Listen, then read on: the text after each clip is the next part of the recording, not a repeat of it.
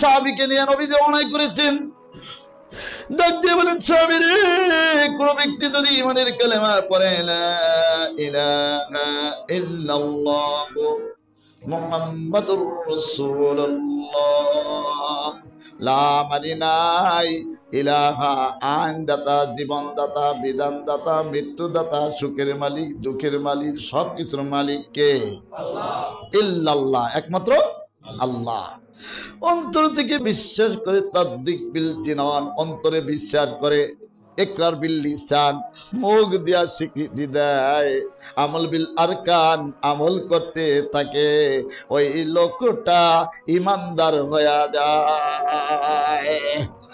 মান ক্বালা লা ইলাহা ইল্লাল্লাহ, যে ব্যক্তি বলবে লা ইলাহা ইল্লাল্লাহ, তিনটা মর্ম নিয়ে অন্তরে বিশ্বাস, তাসদীক বিল জিনান, জিনান মানে অন্তর, তাসদীক মানে সত্যায়িত করা, ইকরার বিল লিসান স্বীকৃতি দেওয়া জবানের দ্বারা, আমল বিল আরকান অঙ্গ প্রত্যঙ্গের মাধ্যমে আমল করা, এই ব্যক্তি আল্লাহর জান্নাতে ঢুকিবে। চিৎকার করে বলে আল্লাহু আকবার।